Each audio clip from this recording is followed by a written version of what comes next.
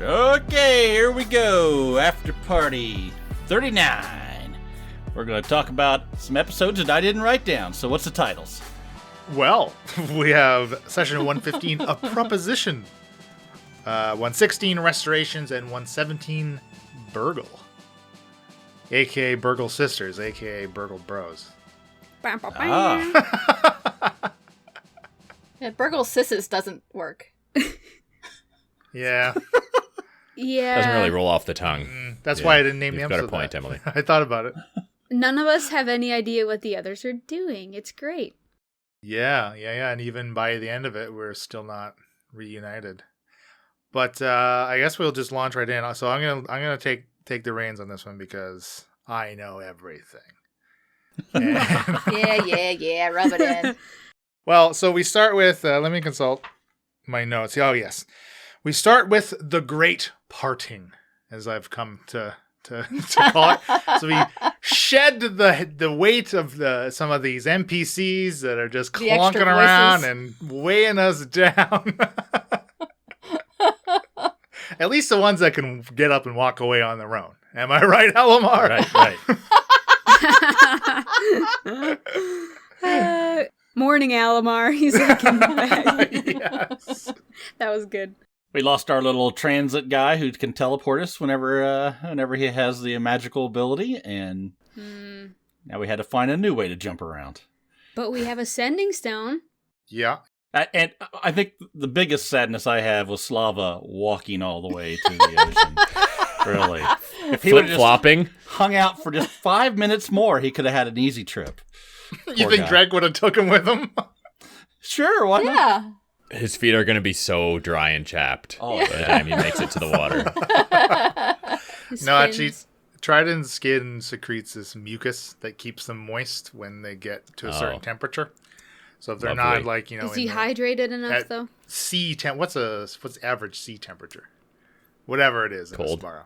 20 degrees. Yeah. They start really leaking. So that's why he was embarrassed. He wanted to get out of there before he started leaking. That's kind of really why he left. Obviously, he would never tell that to the party. No one listening can see, but I'm rolling my eyes. Well, they can hear it. Yes, Slava walked off into the I believe it was some rain. It was starting to rain from our first weather die roll of chapter 3. Yep, it was exciting. I'm glad I got to participate in that. I am too. It was just as exciting for me. So I was looking back at like our list of episodes, and I was like, oh, we are only like 6 episodes into chapter 3, but it feels like it's been way longer already in this chapter. Yeah, I kind of feel that way too. I think a fair bit has happened. I think we're sort of linking, I don't know, a few things. I link up chapter 2 with Heraklion, essentially. Right. I mean, and I think we've been trying to get out of Heraklion for a while, and we had a little, things there towards the end, I think, sort of split it to make it think like it was a good stopping point for the chapter and moving into the next chapter, right? And yeah. And then we had some breaks in there too, right? I mean, we did the Christmas adventure and we did other things, so there was a gap. True, that's true. Yeah. We did have a bit of time on there off that was unexpected too. So I guess that makes sense. Goodness. The Christmas adventure transfers into episode 117. Quite a bit. I was trying to figure out how to word it. I'm telling you, that was happening before. That's why it happened in the Christmas adventure. Listen, the boys don't know much, but let's just say Grimby's doing squats and Shakara's watching. You know what I'm saying? Shakara's just checking out the view. Oh my goodness. Now I'm really upset that I'm not allowed to listen. Grimby's doing push-ups. He's using his axe. It's just... I'm good. Oh boy. Well, it wasn't Shakara requesting that axe going into some slits around her ankle. Oh my God. Wow. Grimby's got glutes for days. The high seas, you got to be stable on your feet. That's where the term sea legs comes from. Sea legs, yeah. It started at the ass and it's just over time progressed to the leg. I mean, that's just good core strength. You right? got to get your sea ass. Is how it started. Those Oh legs my go all the way down to the deck. All the way up to the deck. Yeah, that too. Shout out to Amanda Panda for Deck to saying deck, deck. Poor Amanda. right. I forgot about that. Oh good. boy. Okay. Back on track. So yeah, Dreg leaves too. I mean, Slava goes returns to his people. You know, whatever. Slava, who cares?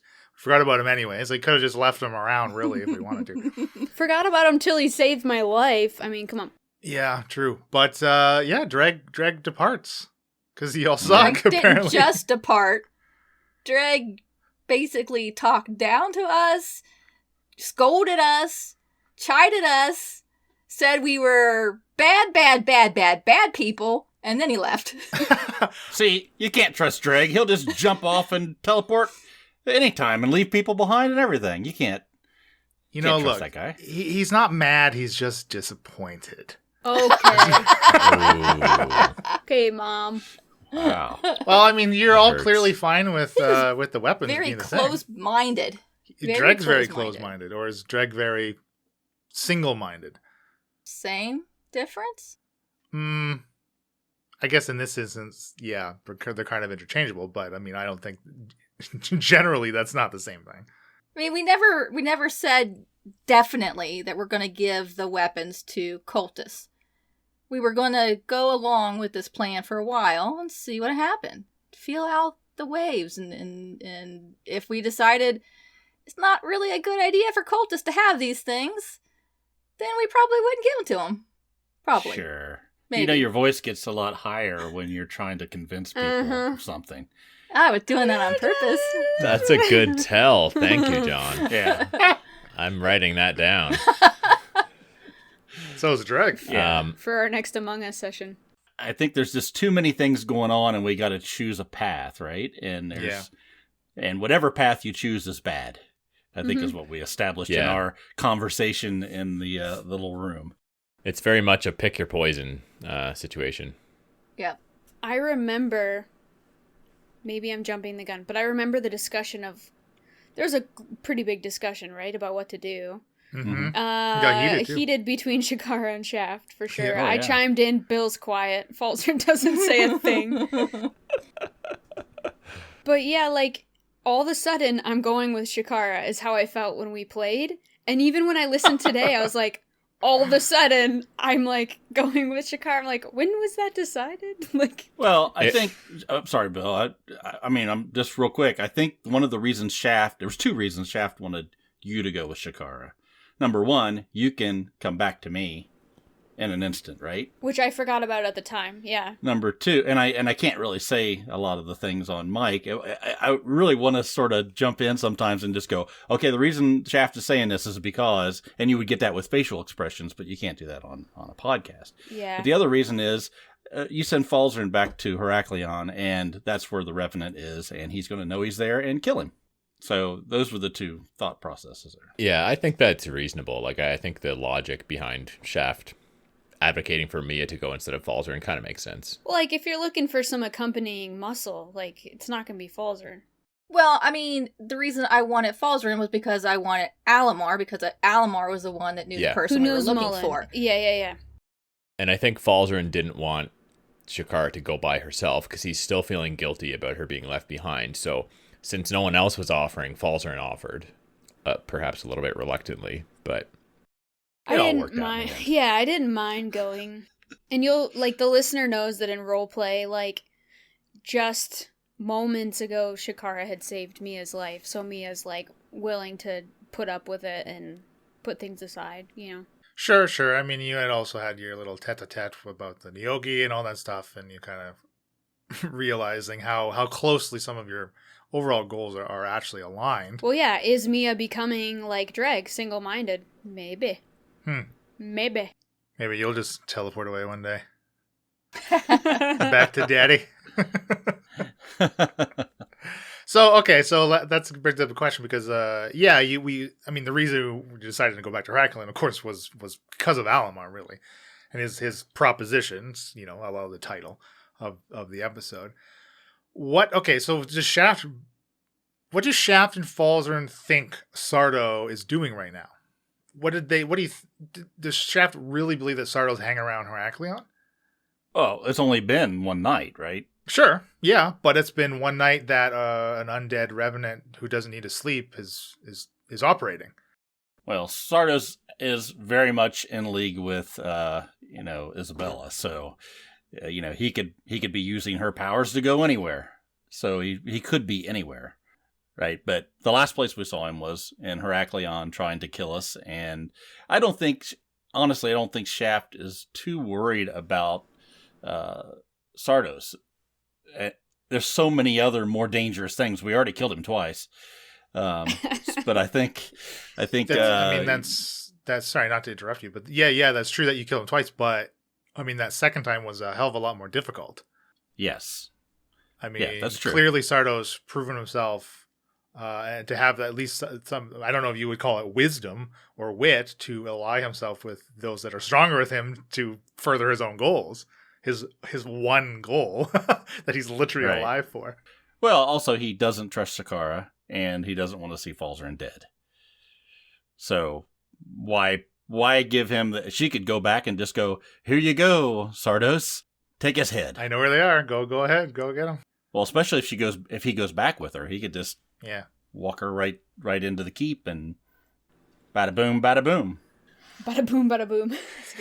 I have so much I want to say, but it gives things away. Ugh. Well, I am. That's this Sardos question is going to come back to Emily and Elena here, but once, because we're going to do some off mic after partying, which we haven't done in a few after parties. I think only one after party before we've done some off mic stuff here.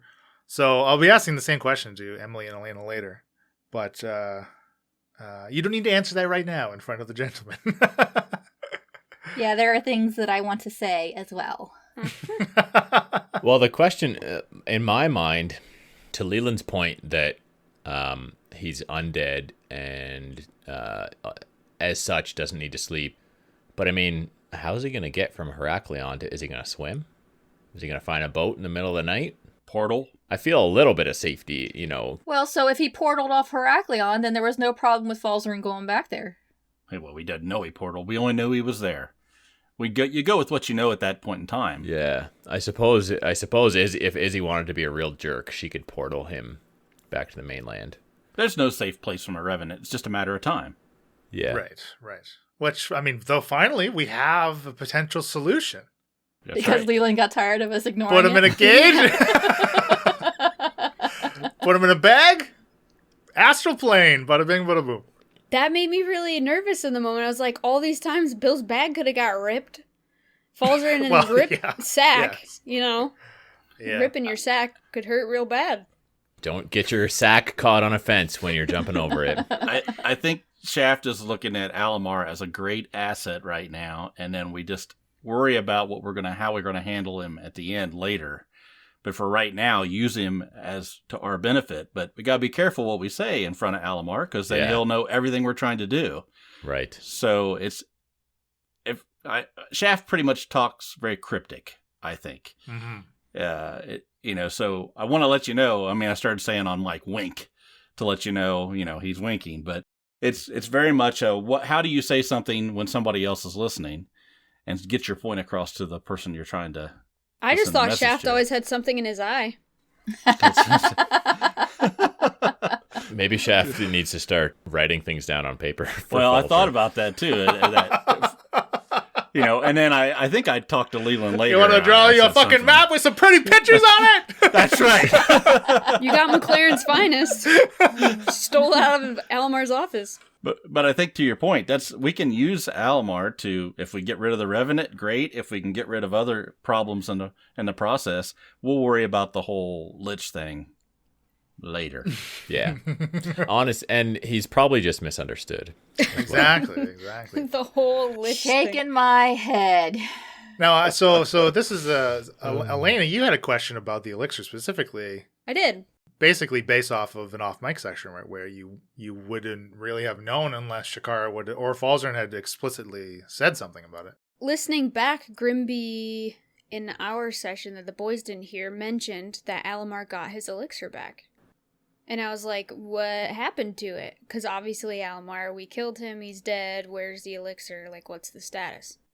Yeah, I can't really remember the exact conversation after you two, because it was Shakara and Falsey split up when Mia and Shaft were disguised in the camp, right? Trying to get the cultists out of there kind of thing.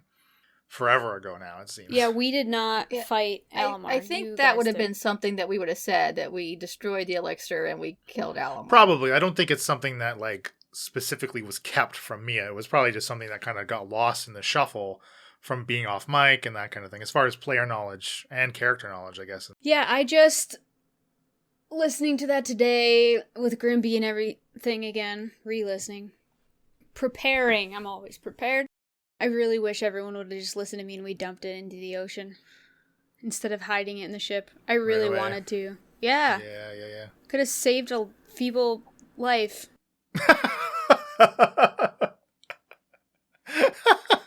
I mean, it might have changed some things. I don't really know. That's what I feel like. Yeah. Anyway.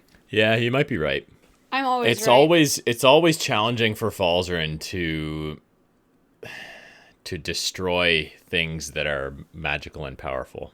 And I think Shaft always looks at it as a bargaining chip. Anything you have that somebody else wants, if you can somehow have it in your possession, you can use it to get out of a lot of situations. Yeah. When we hit it on the Rising, there was so much about to happen that we didn't know was about to happen. Oh, yeah. That was the calm before a storm, so really. In no way was I expecting what happened to happen, but I do remember being like, man, we should have just destroyed it. Yeah, well, hindsight. Same thing with Danzig's body, right? Should have just... Yeah. Right? Like, anyway. Hindsight. Well, I hope that does show you and the listeners that, like, this isn't just like a narrative that I'm trying to push forward, right? Like, your actions obviously have consequences, and the narrative of the show is directly shaped by your choices as characters and players, which I don't know why, if you're running your game any differently, you shouldn't be, in my opinion. You're the only DM I've ever known. knowing though, without this elixir, like, yeah, okay, Alamar is like, well, I'll help you get rid of Sardo. I'll be getting my body back at the same time. How bad is that when you know he doesn't have an elixir? And he did have to go to a lot of trouble to get that elixir, but he could do it again. Did the boys hear the part about how he used Isabel? Don't say it if we didn't hear it. I don't know. Don't say it. Can't keep track. I'll just DM. If it was something Alamar said, then the boys heard it, because you and I were never alone with Alamar. Yeah, Falzarin's always going to hear Alamar. Let me find our little chat here. Hold on. Alamar will always hear him. I mean, it's canonical that Alamar can both hear and smell in that game. Inside the bag. That's true, yeah. Because of Shaft's brother. That's right. All right, I DM'd Leland and Emily, but I'm pretty sure that if he said it out loud, you guys would have heard it then and would have all been there. Yes, I'm reading your DM now. So yeah, Okay. I think for sure Alamar had. I mean, you all are aware that Isabella and Alamar had this relationship, and Alamar got his ingredients and was able to create the elixir because of Izzy, right? Like, we asked about her becoming an elder, right? And he said, oh, well, Yeah. I made her It was a a less... means to an end. Yes. Right, yes. Right. At the time, it was like, well, okay, I gave her this position, in quotations, to make her feel all good about herself, but I got what I wanted. I mean, what would he have cared if he became a lich? She's outie, right? So again, Like... if he needed her for those ingredients, him getting his body back, I don't know if that lowers the threat level, because it's obviously hard to get the ingredients. Sure. I mean, I don't know if he was explicit as far as what was more difficult, procuring the ingredients or knowing how to put them together. But now he definitely knows what he needs and how to put it together, because he has that knowledge. Whether or not he doesn't have the final product right now, but he certainly knows how to get the final product. It's potential, yeah. Right. Yeah. If we've learned nothing in Aspara, is that everybody is using each other to get what they want. Right? Sounds right. Yeah. Nobody's nice. Nobody's doing something out of the kindness of their heart. You can go down the line from Brindle to Isabella to, you just name the character and you can see what they're, and that's what makes the story great, the drama. Yeah, I would have thought that Mia was doing things out of the kindness of her heart, but the second she hears Nyogi, that changes. So you're right. I think maybe Hef. Oh, Hefe. Hef. 777. And Janella. 377. Just pouring drinks for weary travelers. Yeah, I think at this point in time, we don't have any idea if they're in league with the opposing parties right now, right? Are we allowed to talk about how Heraklion has powers, but no one but Alamar knows? He's the only one? That's crazy. So he says. Well, he's the last of the Zelwicks. I mean, it was, I guess you would call it some kind of family secret. Okay, Colonel. He never really said what the power was. He just said it's a powerful place, that there had been powerful beings. So how do you think, I mean, okay, Alamar has this secret coveted information. How did Erica get it? Yeah, Right. I have no idea how that is all. The elders knew, working. and Geneva was working with her. Yeah, had to be Geneva. Frickin' Geneva. God damn deep Go silence. smash her head again.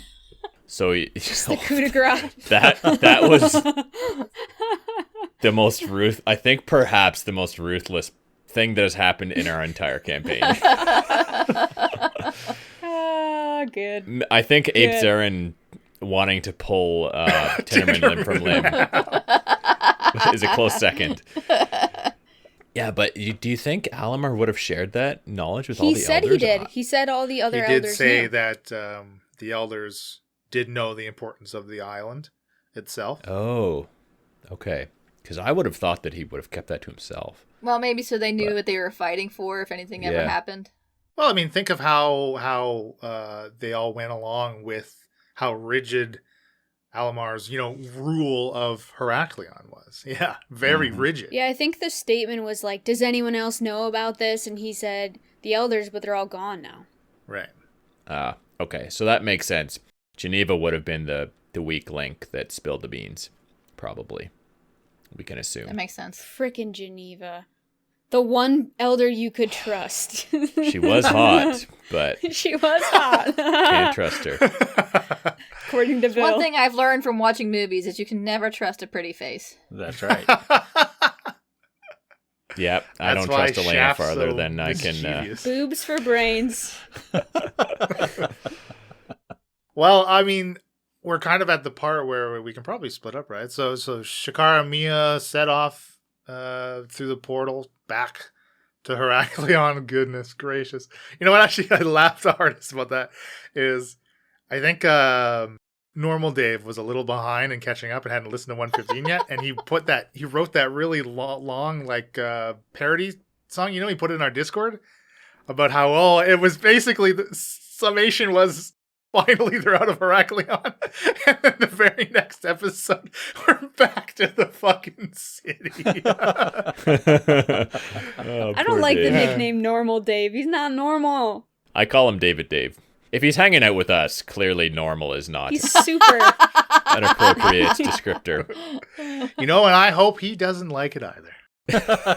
Can I ask you one thing, Leland? When all of this campaign is done, if there are unanswered questions, will you give us answers? Yeah, for sure. I mean, really though, kind of the way it's going is the unanswered questions. Hopefully there won't be that many. Yeah, as I was just gonna say, as Shaft is making as John is John is making finger open gestures. fingers together. Hopefully they will be answered and wrapped up in some fashion. But yeah, inevitably there's going to be some, maybe you could call them loose ends, but probably more or less just stuff that wasn't addressed in the time that needed to be addressed and then was resolved, off camera, off mic kind of thing. Right, like the black goo. Like what's dam. happening with it? Yeah. Well, yeah, presumably that lake is still tainted and filled with resuscitant. But it's funny though, because I was just thinking a couple days ago how that whole stint in Heraklion with the cultist occupation, and how in my head I wanted it to go a different way, but obviously it didn't because of some of the choices you all made. But I was kind of picturing like this cool scenario where the city is overtaken and the party's like in there and there's like fucking drowned all over the place and you have to I don't know, you're in, you know what I mean? Like in the middle of this zombie infested city kind of thing is how I like pictured it potentially ending up. So it's funny when you say unanswered stuff. To me, it's more like parallel universes of things that could have happened. The darkest timeline. Well, yeah, you're currently on the darkest timeline. We're going to have a huge after party. We're Yes. 5. Well, you know, the 5 of us, we have a huge AP.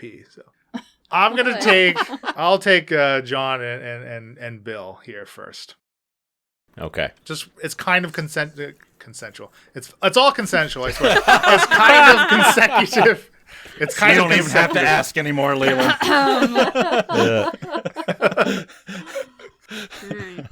All right. Bye, ladies.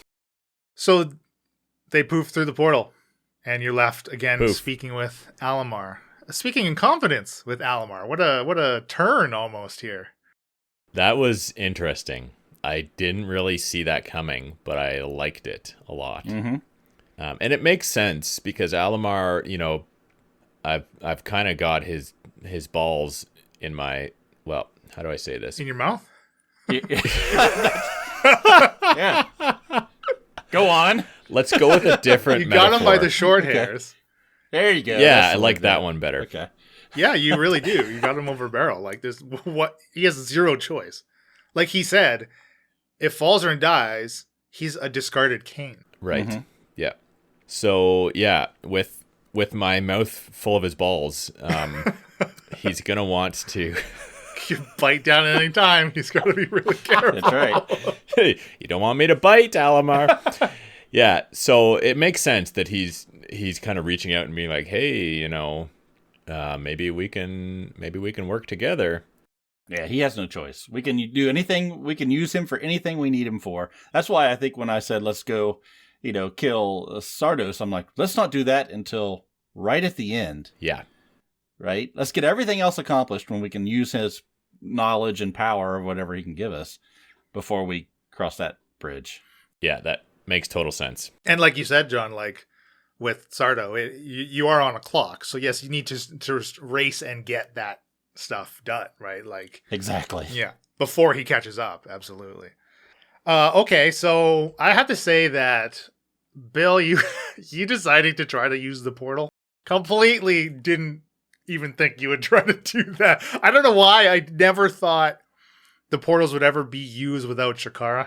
I don't know why I wouldn't have tried. I wouldn't have predicted somebody splitting up and going off on their own through these fucking portals. You underestimated us. Leland. Obviously, and look what happened. Look, we don't like to walk anywhere. If we can take the quick route. Yeah. Yeah. I didn't want to jump ahead though. In case either of you had anything else to talk to in regards to Alamar's discussion with you, because he mentioned the Eyes of Dendar and the Scimitar of Right. Limerick, right? How the Zelwicks kind of locked these two beings, very powerful beings, away. I think he said maybe a millennia or two ago. Yeah. That's a big drop of information for us. That's kind of huge. I think for Shaft, it's another check mark looking over at Falzer and going, can't trust Shakara. Check. Yeah. I can see for sure how Shaft is thinking that. And I'm imagining that that's not the only check that you've taken. Oh, there's others. After coming Yeah. up, which we'll get to. But It's also sowing a little bit of doubt with like Falzarin's trying to remain optimistic about Shakara and trying not to become too biased, but it was a bit of another nail in the, I don't want to say it's a nail in the coffin, but it's a little suspicious. well, it's a nail in the coven. A nail in the coven, exactly. To Shakara's credit, like she does still seem to be fairly hesitant to run back to Isabella for anything. Yeah. And Falzarin's not 100% one way or the other for sure. Like he still has optimism that Shakara is what she states she is. Her goals are what she's stating that they are. And she's on our side or on the side of Aspara, whoever is fighting for Aspara's best interests. I think you're feeling like she's in a no-win situation like you were with Isabella. Yeah. And it gives you that pause to go, hey, maybe she's just it's not really her fault. Right. And I think, Shaft was trying to grill her a little bit to just come clean, and she was never really answering questions directly. Right. And who doesn't know how to do that? Yeah. Right. I would think that Shaft would very quickly recognize when someone's evading questions a little bit. Well, I also think that Shaft is very quickly realizing, yeah, okay, like you say, Bill, she's for Aspara, but then what happens, not so much what happens if that changes, but what happens if she decides that those around her are no longer for Aspara themselves? What happens then? Yeah. Like, she may always say her goal is that and always stick to that as her goal, but she may see that that goal is not what the others around her share. Right. Yeah. So how do you define, what is pro or anti Aspara? Like, that's subjective. Right. So if she starts to feel that Isabella's plan is the best thing for Aspara, that could be a problem if we don't believe that it is. Right now, Dreg left because basically Shakara said, yes, what Isabella is planning to do currently is fine. Right. Yeah. Yeah. Yeah. And I think Shaft's stance is, hey, I'll go along with this, but have my back, right? Yeah. Watch what's happened. You and I have been together a long time. We've been through the Brendel situation. We've been through. We know that people are going to turn on us. We lost love together, and and yeah, I think there's a history enough there where he's saying, let's. I'll play along, but I don't trust the situation, and let's use them like I'm saying to use Alamar for what we need done, and then. I think the problem Falzarin's having is he doesn't want to use people. He wants to be honest and straightforward. Right. But what Shaft is I think he's trying to sort of do what Killian did with Shaft, right? You were sort of oblivious to things that were going on around you. Let me enlighten you to how the real world works. And I think Shaft for about 30 episodes now has been trying to do the same thing with Falzarin and go, I hear what you're trying to do. I was innocent once and understood this. I was looking at things the same way as you are. But if you go down this path, you're going to get screwed. Right. Yeah. Yeah. That's a great comparison. I kind of think of it also as like, it kind of started the day Falzarin left Heraklion.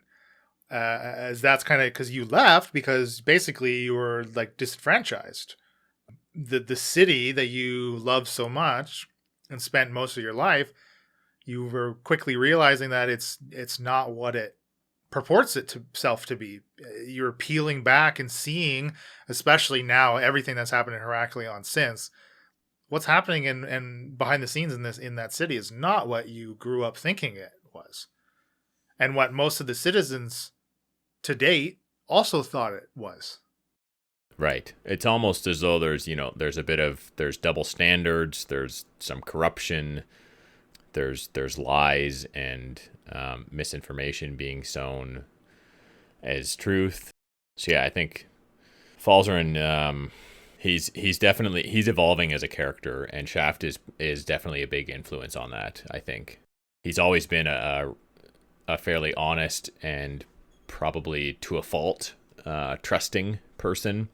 But that's changing as time goes on, as he is backstabbed and he uncovers lies and spends more time around Shaft and sees that, Shaft sometimes has some good points and Shaft isn't the most trusting person, and sometimes that's the safest thing to do, or safest way to be.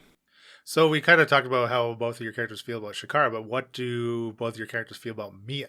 She's young and powerful and could be a good tool as long as you can put up with her. I mean, the idea here is she handles things in an unruly way from Shaft's perspective because she's young and she just, throw the hammer is instead of, hey, let's go see what's going on here and see if we can manipulate the situation to get the advantage. That's Shaft. Mia is, let's run in the room, yell, and throw the hammer. So Shaft, I think, looks at it as, we need that hammer, but we just need to figure out how we can manipulate Mia to be the power we need her when we need her. Right. We don't need the hammer all the time, But when we need it, we really need it. Yeah, not everything is a nail. I think Falzarin has a fairly similar view. Like he is learning from Shaft that sometimes you can talk your way through things, and Falzarin's not always like a run in and blow stuff up kind of character. Although he does like a well-placed fireball, but that's not always his first course of action. So yeah, I think he sees how young Mia is, but I think he likes Mia. He thinks Mia has a very good heart and her priorities are relatively virtuous, and he values that. But yeah, he sees that she can be a little bit of a loose cannon at times because of her naivete and her, not that she's immature per se, but she is in fact relatively young and just hasn't been out in the world all that much. And I think we've had some interactions with Shaft in these episodes where we've been saying, let's keep this between us, and let's, I've been saying, let's not divulge this, even though I know you want to, let's use our knowledge to our advantage. And I think that's very hard for Falzarin not to share knowledge. He wants to be, it's a big part of your character, right? It's just like second nature for Falzarin to spill the beans to people because he's by default pretty trusting of folks, to a fault. Like I said, I think he's too trusting. Do you think your character has evolved now at least through these last episodes to at least understand Shaft's point of view, keep a lot of this close to your chest, and you don't need to lie, but you don't need to say everything? Yeah, definitely. And it's been an ongoing process, I think, of whether you want to call it growth or evolution, that Falzarin is appreciating Shaft's way of doing things more and more as time goes on, as he continues to realize that he's been lied to and, he's been backstabbed and betrayed. So he's seeing more and more as time goes on the value of some of the way that Shaft approaches things. It's not a switch that's going to flip overnight. His behavior's not going to immediately do a 180, but he's starting to realize that he needs to do a bit better job of keeping his lips sealed sometimes. So Elena's a powerful tool in our toolbox. And I don't mean that in a bad way. Yeah. I mean that in a way that we're helping her too. She's young and could get herself in a lot of trouble on her own. And with us, she has a much better chance of, taking care of her goals and objectives. We just got to try to hone in. Yeah, I think Falzarin really values Mia and values her, the fact that she's true to her values and seems to want to do what's right. But she can at times be a little bit of a loose cannon. That makes sense. I mean, I like it. I think it's spot on. Exactly how I feel about their characters. Oh boy. Okay. So Falzarin gets the bright idea to use this portal after, Shakara has said the activation word a couple of times in front of both of you. Basically inviting you in. I mean, but you get in and it's not quite controllable, not quite how it was when you went with Shakara. This hallway spins, you have to pick a door, and you kind of can't control where you end up. And of course, from the die was cast, and you end up in Victor. Mm-hmm. Did you think you would end up there when you went in to use that portal? No. I didn't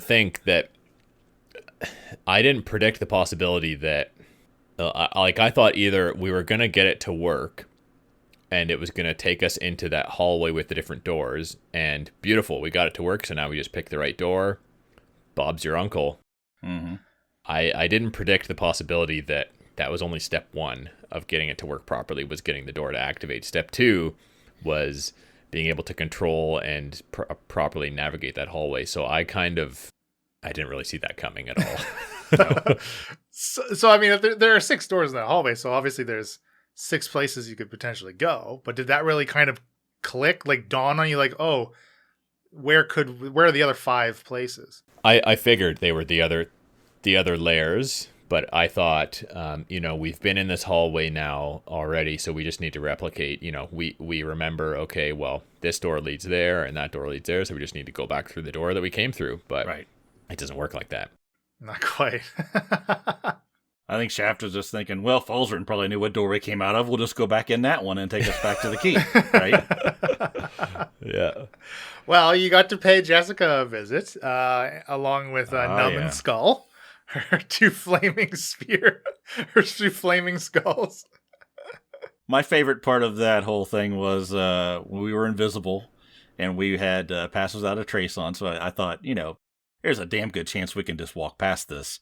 And then when when it was very obvious that she saw us, Shaft still went, maybe there's a chance. That was so good. So let's just keep on trying. Yeah. And that was a mess. I thought there was going to be a fight there.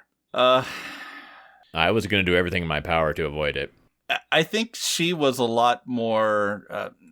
We wanted to talk her way out of it, but it was pretty damning evidence that we were.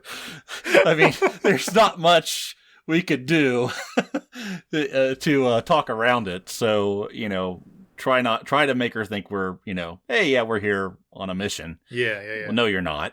Well, yeah, come on. You no. Yeah. She wasn't buying any of that. She knew. How do you feel about her, knowing who you are? I think we knew that. I think at least with Falzarin, I think we would have known. She would have known, talking to her sister, that the Falzarin situation. I didn't really think she would probably know or talk about Shaft at all, but I don't think I was too surprised. Yeah. Kind of makes sense. I think that was actually a valuable interchange, because we did learn that. We assumed that while there was a falling out between Izzy and Erica, she's still in. Jessica and her are still in each other's good graces and communicating, but they might not have been, right? So now we know that Jessica is in the loop with the happenings. She's pretty much always said they wanted to replace one sister, right? Right. And now we also know that we also learned that Jessica has some stuff that she's doing as well. Mm-hmm. So there's a piece of the puzzle that involves Jessica that we now know about. Whereas before, it could have been possible that Jessica was just doing who knows what, not necessarily plotting alongside with what Isabella's doing. Shaft only knew he said the gauntlet, right? Because he figured if they're talking, then she probably knows we're trying to find this piece of armor. And why not use that piece of information to go, how else would we know unless we were working with Isabella about that piece of armor? So try to play that off. And she was, no, it's not here. Well, crap. So I think the only option we had at that point was to back out. Yeah, right? 100%. She was fairly amicable, really. She was. Yeah, it was a hilarious interchange. I thought it was so good listening back to it. But we did learn something, right? She said, we know when people were passing through the portal. Yeah. And she also said she knows that Shakara is working with Isabella, and that Shakara knows the password and how to work the doors, and that Shakara must have told not been keeping a good secret, right? So it almost planted some doubt. Our new sister's got a big mouth, is basically what she said. Yeah, no, it turned out to be, I think, a valuable and important little exchange there, interaction, both for Shaft and Falzarin to gain a bit of information, and for, adding to the plot of Shakara. Poor Shakara. If Shakara really is a good guy still, poor Shakara. If she is, it'll work out in the end. Yeah. Right? Yeah, good guys always win. She'll be Brutus and also stab, Caesar. Yeah. A2? Yeah. A2 Shakara. Okay, so that didn't last very long. You honestly weren't in there for very. It was a pop in, right? I was like, "Hey, how you doing? How's it going?" See you later. thought it was funny. She knew we had no knowledge on how to use it, but she just let us walk. She's like, I don't. It's like, look, if you want to go through, fine. If you want to go to the city, cool. But just get the fuck out of my hair. Is basically Right. like I got my shit to do. Come on. And it just so happens that you made it back to the keep. That was not something that I forced to happen. You literally roll your way back to Heraklion. Right. And so very briefly, the party came back together. Obviously, only Shaft and Falzen knew that for sure. But obviously, you know, the portal activates in a keep in the Great Hall full of people, including Isabella, Shakara, and Mia, and your invisible selves. Mm-hmm. And yeah, when we were recording, I flubbed that a little bit. I mean, like I called you back to the mic, and then I had for some reason forgotten you were invisible, and kind of dropped. Yeah, so I fucked that up when we were recording.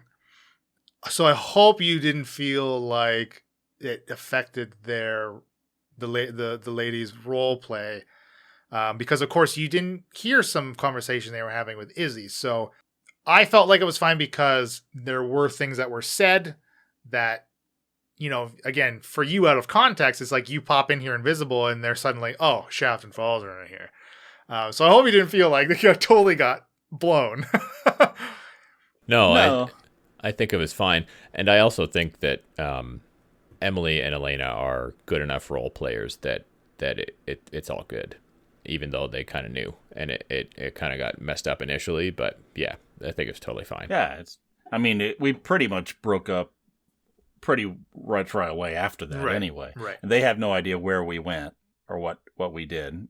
So yeah, that's not an issue, I don't think. Yeah, so I mean, Izzy was like, hey, maybe things are going wrong.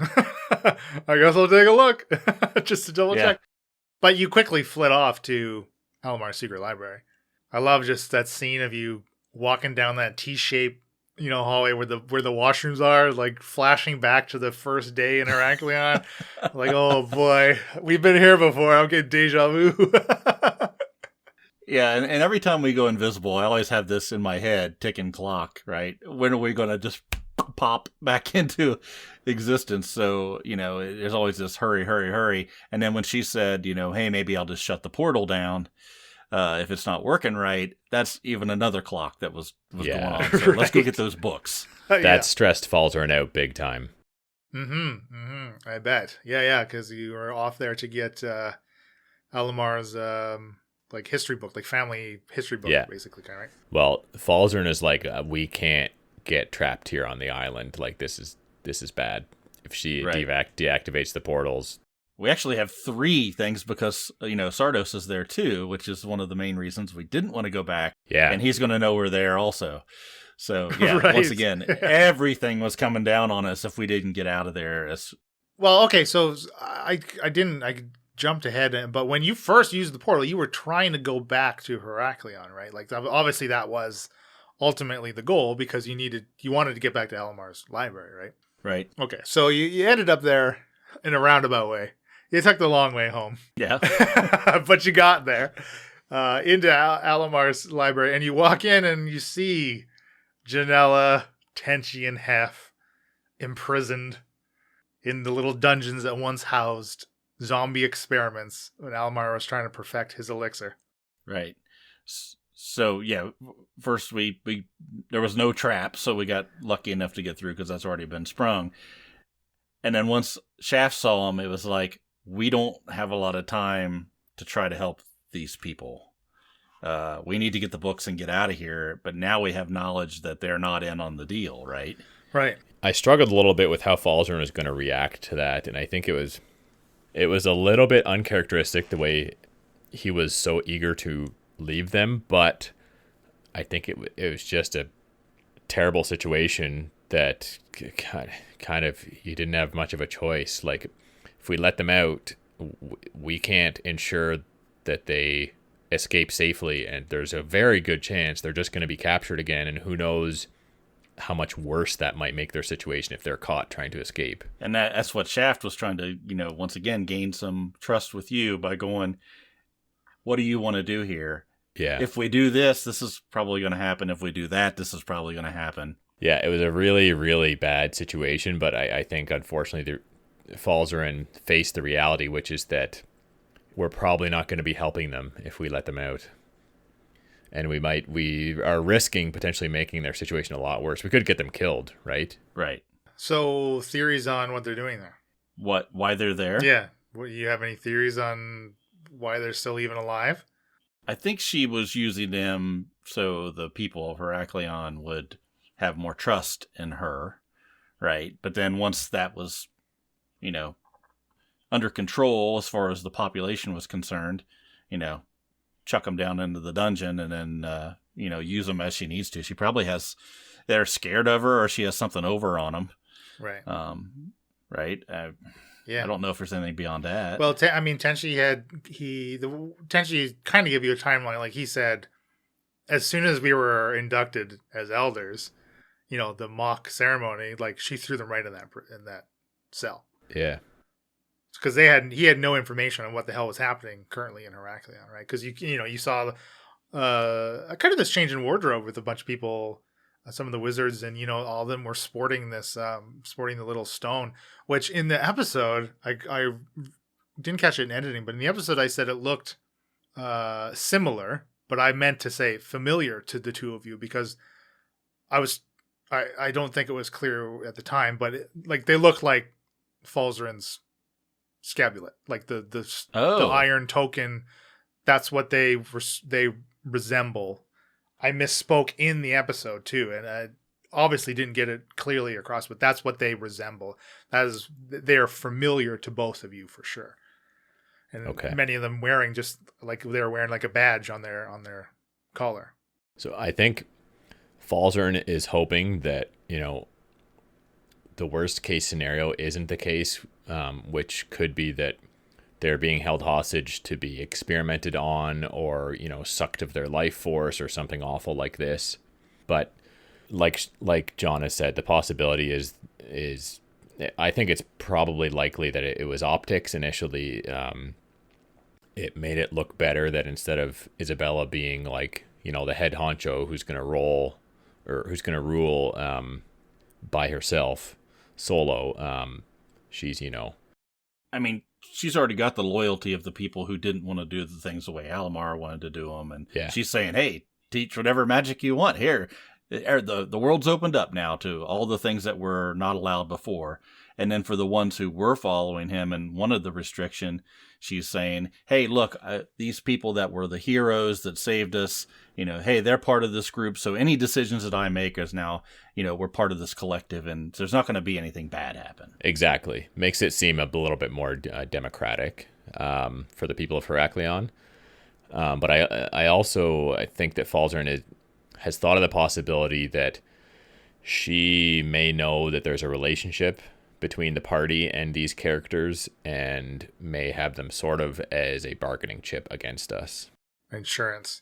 The fact that you were with Shaft, Falzarin was with Shaft, is why we went over and talked.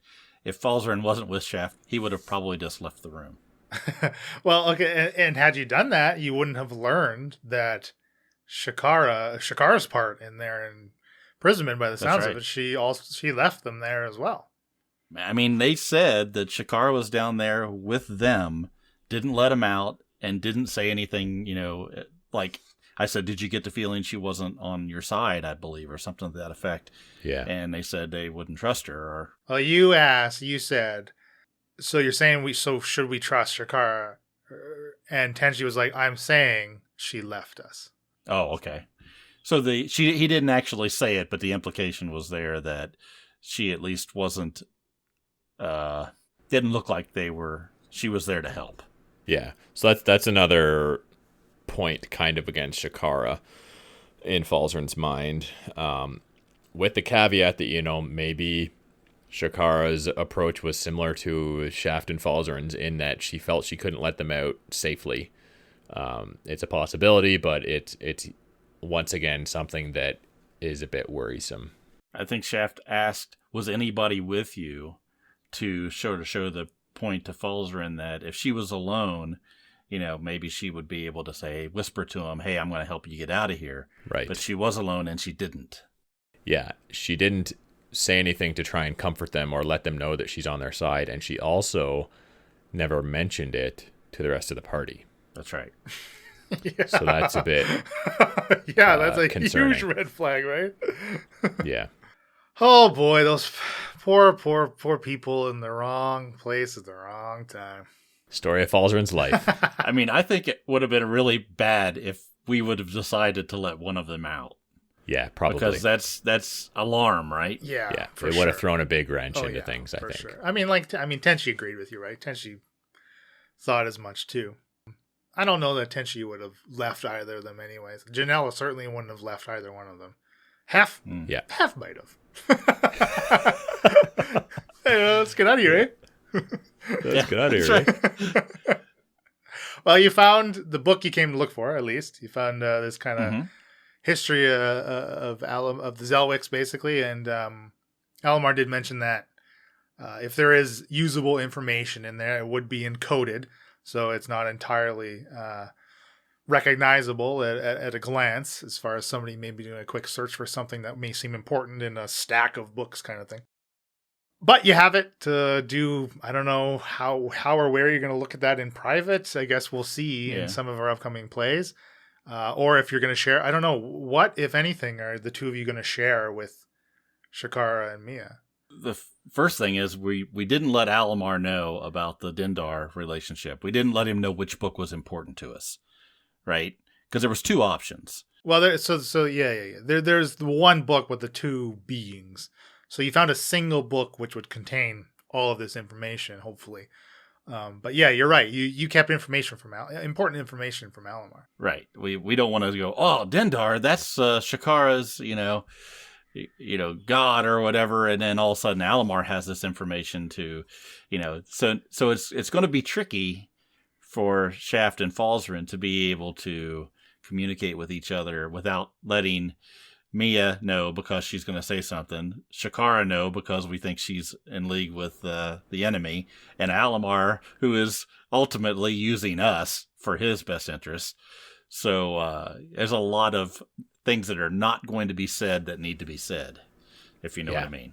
I think Mia can't be trusted because she doesn't have as much of a filter as she might need to keep it secret. She's young and sometimes just says things, maybe without thinking all that much. And Shakara, we don't want Shakara to know this, because if Shakara turns out to be a baddie or have her goals in the wrong places, that's very bad. Yep. For her to know about the Eyes of Dendar. Right. Yeah, because obviously Isabella is looking for them, and Isabella wants to use them in the power of the islands to presumably summon Dendar to Aspara, or free their entity, their patron, right? Yeah. But Alamar's not stupid. Alamar has his suspicions of Shakara, right? He was basically right off the bat like, why should we be trusting you if you're in league with Izzy? He said that right to Shakara, right before you both the party split up. Right. But I think it was smart holding that information from Alamar, though, for sure. 100%. It's just one more thing you have over him, basically, right? Right. Gather the information, think about what you want to do, manipulate the people around you to get what you need, and then win it's strategy. Yeah, absolutely. I think it's smart. Strategery. That's right. And then the only thing left, I think, was when we were going up the top and then we were going to get ready to get out of the portal. I think there was a quick conversation. Do we really want to go through the portal? And that's what went through Shaft's mind. All those reasons that we have no time left. Yeah. Jump in, and wherever we end up has got to be better than where we are. Yeah. Obviously the listener doesn't. The listener doesn't know where you end up just yet. But the next batch of episodes is going to be my favorite. So. So right before you use it, though, you see Izzy goes in, right, and then right away you're like, okay, well let's go then. And they're working. We're going through it, and then you roll the die and stay tuned for session 118. That's right. Yeah. So I think it was great. I love it when the two of you, the Sleuth brothers, get together and sneak around. Yeah. The next batch of episodes, I know we always say this, especially Leland, but they are pretty spicy. They're good. Yeah, it's good stuff. I can't wait for them to drop. Good stuff coming up. And like after that break, we had this conversation too. After that break, I don't know. I felt like I was off. Like things were just off. Dealing with all the shit that I was dealing with. So I'm glad that these turned out the way they did and everything. I think we're back on track. We're back on track, at least in my mind. Yeah. Even though I know you all were like, what? Nothing's wrong. Shut up. But I feel like myself, I'm back on track. So I'm happy. I'm happy that you're happy. Yeah. And obviously listeners happy because they wouldn't be listening to this if they weren't. Except for Ivan, who skips the after parties to try to catch up. So I kind of can't blame him. He's got a lot of catching up to do. Yeah, he's about a year behind. He's just in 2019's no 2020. 2020's March Madness. Wow, that feels weird to say. 2020's Coming March up Madness. again.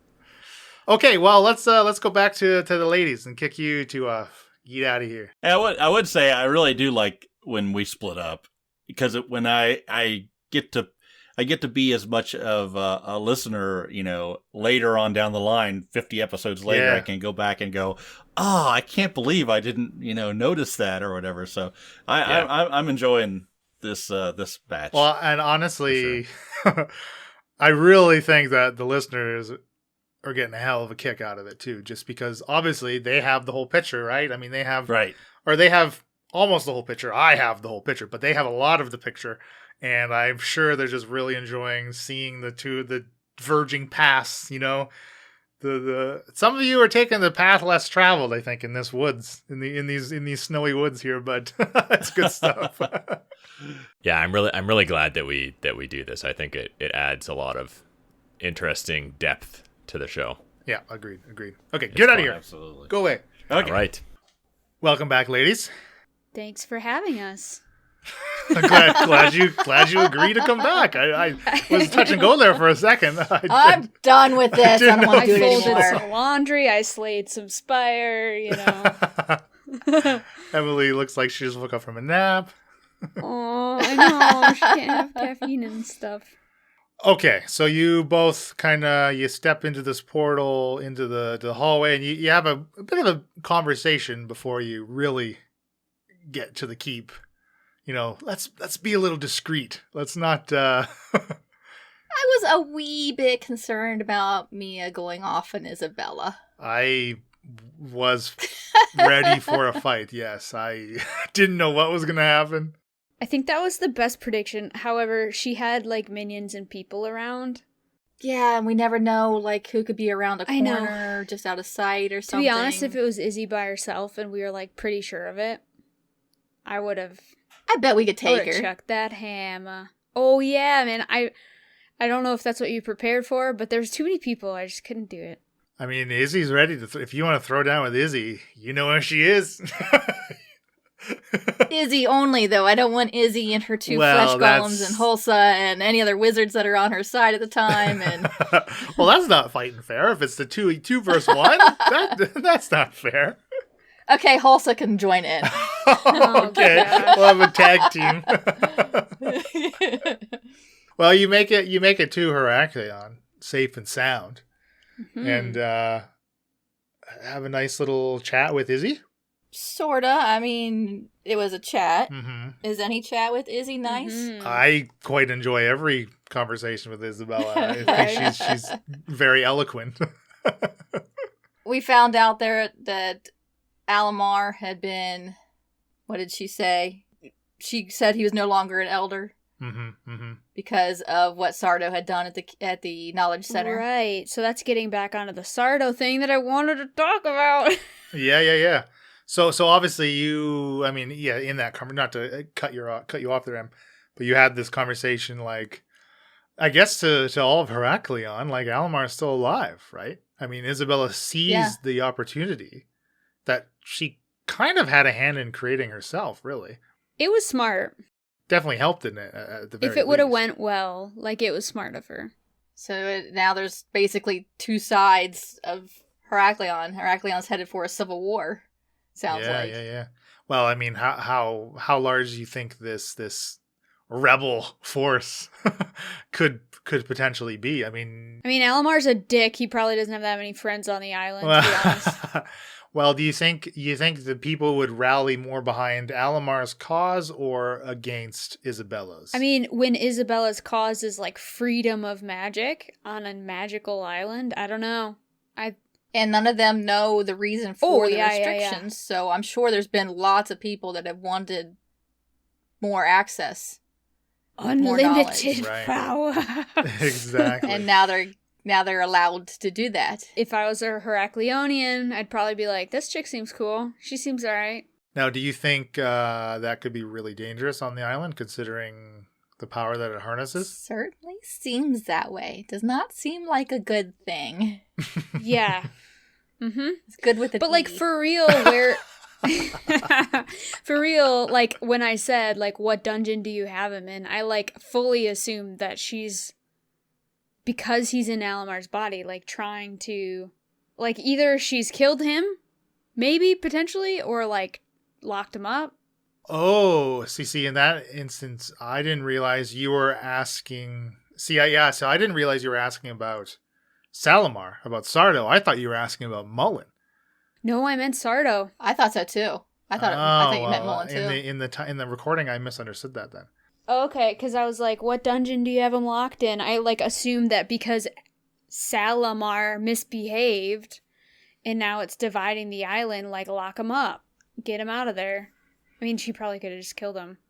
So now that I know that, thinking back with like Falzern and Shaft, like he's not, in my mind, in Mia's mind, he's not going to be tracking them. He's in cuffs somewhere. Okay. Yeah, that's weird. Sorry that it didn't translate. I don't know. No. I mean, that was my mistake. Although I think Isabella kind of said like, Alamar's basically been excommunicated, right? For lack of a better term. Right. Which, I mean, she's one to lie, so... True. He's got dungeons in his old office.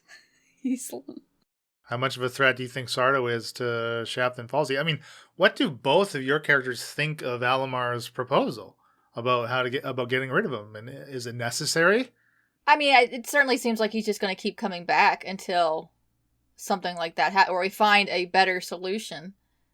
I don't know if destroying a bag of holding is the only way to go, but I don't know any other way. Since he promised some things like a new bag of holding, that sounds okay. A new bag of holding from Mullen. We're not going to be getting that now. Oh. Because okay, well... because Shakara made a decision to not pursue going after Mullen, since that would be in conflict with Isabella. Mm-hmm. And that was why I asked Isabella for the items instead. There's... begrudgingly. Begrudgingly. There's some overriding tones and thoughts of things with Mia that's happening since we split. One of them being Shakara just saved Mia's life. She doesn't really trust Shakara at the beginning of when we split up. Like, I'm just going to be muscle. I'm ready to kill Isabella and then maybe, like, see if you go back to normal or whatever, right? I don't know. Whatever normal is. But by the end of, like, episode 117, I do feel like Mia's believing what Shakara says when she's like, I have Aspara's best interests at heart. It's concerning that someone is so motivated by power, but I get how she's trying to wield that power, or what she thinks, right? Well, yeah, and now Shakara is finding herself in this position where she now needs more power because Isabella is still more powerful, and if we need to take her out... It felt good to hear you say you would take her out if you had to, type thing, as Mia. And like, reaffirm my trust, I think. Well, yeah, and Mia's got to understand that Shakara is fully aware of the fact that Isabella had just taken out her other sister, Erica. Mm-hmm. Oh, yeah. So Shakara knows she's not safe. No matter what Isabella says, it's not a safety that she's offering. Izzy checks in on Falzern and Shaft. How are they? It's like... And that's what frustrated me so much was Shaft is like, Izzy's gonna kill us. And I'm like, no. Izzy doesn't care about you. Yeah, they really are kind of like... the cockroach. Get over she yourself doesn't- already. Yeah, like the spider, she won't bother to go smush. Yeah. Like, let live. Yeah. You do not, she doesn't care about you at There's all. bigger fish to fry in her mind, for sure. You served a purpose. Your purpose is done. Go away. And Shaft's over here like, she's gonna kill us. She's gonna kill So us. I get it. Like, we went to the keep with a name. All we had was a name. We told her all we have is a name. We didn't bluff or anything. So then, oh yeah, she can work on something. Okay. So we would rather go with the devil we know, I guess. I don't know. Well, I mean, we don't want to piss her off. Yeah. Going and finding Mullen after that would be going against her. Well, and if he's heading these rebels, or part of the rebels, Shakara's a target. So how are we going to get what we want from him? How would that go over? Right, and she told Shakara that people know that they have an alliance, so Right. Shakara is linked with Isabella. Shakara's hashtag Team Izzy. Yeah. So do you want to talk about the role play with the portals going off and on, and the goose flesh? Yeah, well, I mean, Shakara, you learn that now you can detect when someone else is activating them and using them. Yeah, and that's interesting. It's a weird feeling. That's interesting. I know. Yeah, I didn't even think about that. Anytime I go anywhere, Isabella is going to know the portals are being used. So that is definitely something to keep in mind. And of course Jessica, presumably, right? Right, but she's a non-entity as far as right now because we've never met her, or Shakara's never met her, so she doesn't know who she is really. So that might be something on the to-do list. And I was thinking too, because I assume John's not going to be hearing this part of the after party. That might be something that Shakara could hold over Shaft, because that'll give him motivation. I mean, I could be like, well, I can talk to Jessica and have her help Nina. And that would get him to... If she's still alive. not be so openly aggressive towards Shakara. Yeah. Yeah. Well, okay, so the point I was going to bring up as far as... Yeah, you're right, Elena. You went there and you had a name of a dude. And you kind of like threw it out to a room full of people saying, hey, do you know this guy? Yeah. So do you think, though, had potentially maybe Shaft been with Shakara, that the bits of subterfuge that he likes to engage in would have come in handy as far as maybe putting feelers out to get some information without revealing your whole hand? Maybe. I mean, here's the thing. Let's say we pretended to know where he was and who he was, and say, Isabella, okay, yeah, we're going to visit Mullen. She'd be like, okay, well, he's on part of the rebel force, like, good luck. Take me with you, I'll pay him a visit. Right, yeah, I don't know. Or we wouldn't have said the name to her at all if we had. If Falzarin had come with me, and therefore Alamar, I wouldn't have had to say the name to Isabella at all. We could have avoided all of that. Right. Of course, then I would have been walking around on Heraklion, not knowing that I was labeled Team Izzy. Right. And potentially gotten attacked. This is the darkest timeline. I don't know. I just Shakara and me are a little bit no nonsense, and it made sense that we were like, yeah, we're looking for this guy. It makes sense role playing wise. Whether Emily and Elena would be more tactful about it, I don't know. Well, I mean, we've had the conversation before about Isabella's directness and how Isabella is generally pretty straightforward about her motivations, right? I mean, she doesn't really engage in outright lying to at least the party. Clearly, she does a lot of lying elsewhere, though. Like, I mean, she's lying to all of Heraklion in many regards, especially when it comes to situations with Alamar. Yeah. But I mean, like with the party itself, she's kind of fairly upfront, so it kind of makes sense that that type of attitude may be reciprocated to her. Well, now she lied through her teeth when she met Mia, but. Well, yes, that's very true. My first interaction with her, I was like, Mia thinks she's all right. Yeah, Isabella's great. What a nice woman. The whole activating of the portal thing was interesting. Like, Mia was halfway out the door, you know. It makes sense that I don't know if I would have even told Isabella that we told Shaft and Falzarin in the word.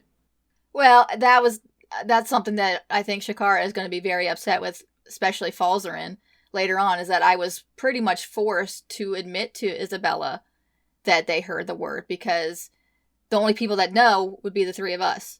So either the portal's faulty, which she's going to examine and find out it's not faulty, or somebody else knows the word and she knows she didn't tell anybody. And it's been so many years and Jessica hasn't told anybody. And the only new person that knows it is me. So it's going to be quite obvious. I either told somebody or something happened. So I had to admit that they knew the word. Well, it linked up with you talking about torture and stuff. Because, like, if she's going to torture it out of you, you might as well just tell her of your free will, like you're saying. Because that would be painful. Yeah. But anyway, I don't know. Yeah, well, I mean, the portal activates while you're there, and nothing comes out of it. I had already kind of explained with the gentleman about how I had messed that up when we were playing. I forgot they were invisible, and they both they didn't believe that it swayed any of your role play. So, which at the time it sounded like there was a little of annoyance, maybe particularly from John. Again, they're coming into the situation out of context. They don't have no idea what the discussion you just had with Isabella. To me, it makes complete sense that you would suspect that they were here. I mean, even before you had left and split up, you were talking about going invisible. Like Falsey could go invisible, Falsey and Shakara could go, that kind of stuff. So, the thing is, like, to blame it on Jessica too, it's like, where is she? Like, you saw the door activate and no one come out of it. So right, so if it had been Jessica, she would have walked out. Right. There would have been no reason for her to be invisible. So you fessed up to it. I think, I don't know, Isabella's smart. I think she probably knew when you said they knew the word, but... Yeah, and then she knows, I don't know if she knows Falzarin can go visible, but we do. We know that they've gone invisible and gone sneaking around places. That's their MO. That's what they do. I mean, maybe they're dead and Isabella's beheaded them. We don't know at this point. I was like, where did that come from? Well, like, we walked out after they were still in the keep, so I mean... Yeah. But we felt the portal again, or I felt the portal again later, which could have been Isabella checking How do we know? We don't know. Yeah, at that point, we don't know. We felt the portal a few times down at we did see Janela's. The big V. The big V. The chicken scratch with a rapier. Yeah. Oh, man. Which is totally something they would do, too. I knew it. Yeah, absolutely. Well, I mean, as he said, good luck to them if they're using it, because they ain't going to be able to control where the hell they go. Oh, man, yeah. I think that's funny. That serves them right. It is funny. How dare they use my portal, damn it. Okay, one day later, my portal. Yeah. The Coven's portal. Yeah. Well, I hope the sense of the portal's activation is just kind of one more thing in a number of I don't want to say clues, because they're not clues, but like things that point towards how connected Shakara now is being part of this coven. So I hope that is starting to like really fully sink in for Shakara, like just what she is a part of. I want to know what powers she got, personally. I think Shakara is still trying to be better than. Right. And twist everything to be what she wants it to be. Not necessarily what it is, but what she wants it to be. Which is not what it is. Quite honestly, it doesn't seem like Shakara thinks she's in a coven. She just thinks no. Like... She's in a group, okay? She's in a group. Yeah. It's just a group of people that don't get together and it's just a group share of some gals. Things. Yeah. But, I mean, she still firmly thinks that, if Isabella does something she doesn't like, take her out. And I like that about it. Or else I would be, like, very weary of being your friend, I think. Regardless of the repercussions. Yeah. 'Cause Mia is, whatever, like 19? And has been adventuring for a year, yada yada, right? Like, soul-focused Nyogi, which will be, like, that'll be in the forefront, I think, for a while now. Is like, that's, like, she's, like, drag right now, like we were talking about. Going from naive to, and even in the week that I've been with the Incorrigibles, right? Like, just, I don't know. Like, what is actually fair in the world? I mean, we'll get to that with Alstoff's warehouse, I guess. But it's like, who's to say what the greater evil is anymore, because it's changed like 18 times in the week I've been with the party. Do you know what I'm saying? Like, we've been literally juggling and comparing, like, what's the greater threat to deal with. Yeah. So, And I don't think Shakara is thinking about repercussions. She's just thinking if anybody needs to go, they need to go. And then whatever happens, happens. Okay. So there's really there isn't much time to really think about what ramifications that may have on like your connection to a severing a part of this group, right? Right. Yes. If she realizes there is power in 3, because Isabella said that they're stronger with 3. Mm-hmm. So I think, and I have thought about this, that Shakara maybe would put somebody else in place. She doesn't know how to. But, Right. You get rid of Isabella, you put somebody else in. You got 3 again. You're good. And potentially falls her in. But now, if he's going to go sneaking around behind her back. Well, you said you don't want to be in the coven. I know. I'm just...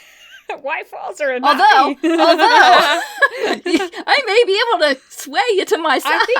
I think you could, which is funny. I think you're starting down that path. Which is funny. Well, because Mia has always felt a little scared deep down, and you seem so self-assured with this power that you're talking about. I don't know. We'd be pretty unstoppable. I feel I have felt, right, like killing that Kraken with the disc and stuff, I've felt like immense power, and Mia likes it. It might be the power you need against the Neogi. Who freaking knows? The And keep. That was it. Yeah. Is Cultus the bad guy or not? Did we learn anything else in the keep? I think that was mostly it. Right then? No. Yeah. Then we went and saved Grimby. I was looking through my spells, and since we had a long rest and everything, and I was like, I have locate creature. Sweet. Yeah. So that came in sure. handy. Yeah. It's pretty high level, I think. Maybe 3. But my greater restoration was my only 5th level spell slot. It sucks to be true to your word sometimes. We did notice on the way to finding Grimby that there were people walking around with stone brooches Yes. on their robes. Yeah.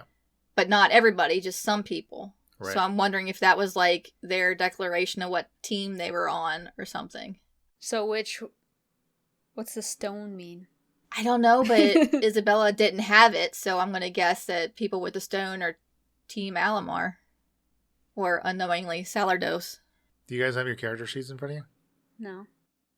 You can both roll me a history check. I can do that. Just give me a minute here, D&D. Yeah, just give me one little minute. D&D Beyond. Just tell us if our memory's failing us. History +1. Oof. I rolled a 15. Is a +1 also. I got a 14 total. 15. I would say that that's probably high enough for both of your characters to kind of recognize their shape. Especially, I imagine, was pretty traumatic for everyone involved when Falzarin's scapulet was getting torn from his chest. Oh. That's what it's reminiscent of. Oh, they're Izzy supporters. So people with the stones are Team Izzy, so they're the ones that I could potentially get help get from. on my side. Yeah. Okay, that's good. No, we don't say get help from. We don't need help. Obviously. Get on our side. Mm-hmm. Oh, okay. Grimby. The man, the myth. For the legend, our first instance of breaking and entering of a couple at Janella's house. My hammer comes in for handy. good cause. Yeah. I mean, who knows where Janella is at this point? Always for a good cause. Just upstairs where we left him. Back on his feet. I love that he feels like he needs to stretch his legs and stuff.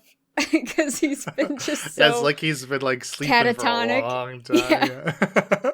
Any longer, his muscles would have started to atrophy. At least he didn't have any of the shepherd's pie. But see, I will tell you, Leland, that like the walk back to the keep after we realized that Mrs. Brightwood never taught Mia what a few hours is, which Bill and I have literally had this conversation before, arguing over what's a couple or a few. My mom, sorry mom, did not teach me correctly, and it gets me all the time. Anyway. But you were like, do you want to go anywhere else? And so we were like, is he trying to get us to go somewhere else? Well, then you're like, I'd like to clarify that if I find a treasure chest full of platinum, I'd like to stop. I mean, that was maybe me talking, not Mia. I have been wanting to go shopping and get some potions again. Like, I got nothing to heal. Like, I don't know. You are a cleric. You are a walking healer. But I don't. Your hammer does plenty of damage. You could spare some spell slots to heal. Easy once in a for while. you to say, you know. I know. I love Tempest Cleric is one of my favorite domains for cleric. Just I 'cause have they're healed just more so recently. sweet. I mean, the metal dragon like had me, so that was partly like my own people attacking me. But True. Yeah. Well, yeah, I mean, you decide to stop in Tinnerman's. It's like, is he really going to sell us anything, though? Here's the It's like, thing. Like, point blank, like, straight up from the beginning, I assumed Tinnerman wasn't going to be there because we knew where he just sort of was. I mean, I guess he could have gone back overnight, right? Second of all, he, like, literally tried to kill us, so I didn't feel bad about it. Maybe Mia wouldn't, but... If he had been there, we wouldn't have been able to get in. Yeah. Oh, yeah, he would have flipped. Yeah. And, like, we could have run away. But if he wasn't there, I don't feel bad about what we did. I might have been able to get in since I'm Team Izzy and so is he. Maybe. So me by myself probably could have gotten in because I wasn't there. I wasn't one of the ones attacking him. Right. I mean, I didn't want to kill the guy. I just wanted to bonk him, use him as a bargaining chip of some sort. Yeah, you do the old bonk and tear between me and Abe Zarin. The bonk and tear. But, like, I get that coming upon Alstoff's felt like a character shift with Mia, and it was, but I want to justify it in this after party a little bit, right? Like, I don't feel bad. He's designed these things that have tried to kill us. He's designing the snakes and the metal animals that I've heard have tried to kill Shaft and Falzer, and, like, you know, I don't feel bad. I mean, it was a fruitful visit, really. You got a lot of crap and a lot of... Yeah. I don't know if you got a lot of information, but you definitely got some information. I mean, phlogiston, how does that come into powering? Phlogiston. Right, yeah, like, does that power the magical items or what? Yeah, I don't want to tangent here, but I was listening to... what the hell is that podcast called? I don't know, some podcast where they talk about monsters. I think it's called Monster Mechanics. And they pronounce phlogiston phlogiston. I was like, Wow. every time they said it, I was like, I don't like that. So I are like we right or wrong? phlogiston. Leland's I teaching don't us know. wrong, of course. And I imagine I'm probably mispronouncing it as I do with many words, but I personally prefer phlogiston because it has a flow to it. It flows better. Yep. Phlogiston. Get your It phlogiston. has more of a rainbow feel Flonkerton to for all it. the office Exactly. fans out there. Yeah, Alright. yeah, right. Come get your Flonkerton. Yeah, so where the hell did Tinnerman get the phlogiston? I mean, he's on Izzy's side, so Erica, I don't freaking know, but obviously it must power. Have we seen Isabella with any? I don't think we have. No. Well, yes, because when that was an alternative that she offered in the keep to get Right. Falsey's, She has a lot Scabulet. of it. she had some of it. No, she has What? a lot of celestial blood is what she had. Was I there for that? Yes, you were. It requires both to do the ritual, like you read in the book. Yeah. But we didn't see how much she had I though, don't did we? remember that. I don't. I mean, she like Hulsa brought out 2 buckets, one of blood and one of phlogiston, right? Like, so where that Yeah. came from? Well, it was Grimby that finally convinced Shakar to go along with Mia's mad plan of breaking in. Yeah, well, as soon as you brought up mind control and mind shielding, he's all in. Like, Yeah. oh yeah, it's a precious thing. You got to protect it. Yep, and I couldn't let him go through that again, so. Yeah, because he might come out Irish again.